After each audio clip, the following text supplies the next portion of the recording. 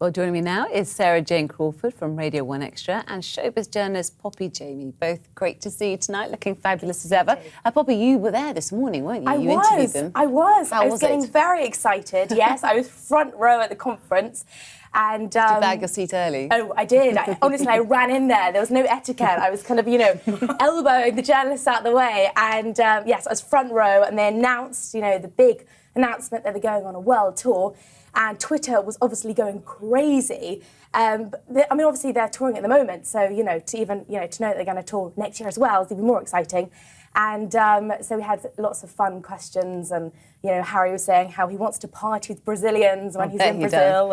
And Sarah-Jane, they're big anyway, aren't they? And this world tour, taking them to areas they haven't been to before, what's it going to do for them, do you think? Well, I was just going to say, they need to watch out for Harry Styles, because he'll probably still be in Brazil by the time the Olympics goes there. No, but all jokes aside, I think, their second album went to #1 in around 20 countries. So if they don't capitalise on this by doing a world tour, then they're crazy. But I think it's really nice watching them kind of grow and just kind of grow up before our eyes, not just on tour, but just in their career. And they are like the new Beatles, aren't they? Totally. With all the kind of... Do you really think that? I think they're bigger than the Beatles. There was no @Paul McCartney #Beatles, was there, back then?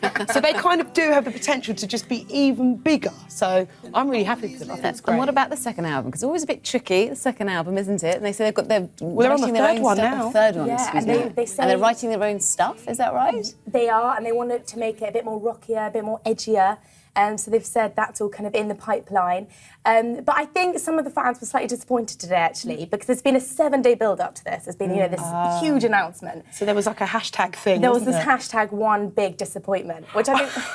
Why? Bit mean. But yes, because I think they were expecting a bigger announcement. I think they were expecting some really juicy gossip. Let's talk about Harry Styles, because he's in the middle, isn't he, there? And he's got 13 million followers on Twitter. I mean, is he going to be rivaling Justin Bieber, do you think, at this rate? He might be in the hair stakes. I was loving the good hair there in the press conference. You know what's funny? Young Mick Jagger, I think. What do you... Oh, no. But yes, it kind of... But every time I don't know if you've kind of seen them out and about on the circuit or anything, but whenever there's like a VIP event, he's always on his own in terms of, well, there's always like a harem of ladies, but what I mean is he's without the group. Yes. So it's almost like he's already going in one direction. And would that not cause friction? What do you think, Poppy? Well, I have to say, whenever I've interviewed them, they are very good at being a group. So whenever you say, oh, who's the best dancer? It's like, no, we're all great dancers. And they are, I don't think any of them will peel off, because I think they are a great group, and you see them and their chemistry between each other is fantastic. So, Sarah-Jane, you think bigger than the Beatles? I think so. What about burnout, though? All the mums watching this will be thinking, they're working too hard, aren't they? They're still quite young lads. They must be using cream, because they're still looking quite good, though, aren't they? But they are young. I do think, I am a bit worried about them burning out, because I think any young person, I have it from my parents, like, come on now. Burning the candle at both ends.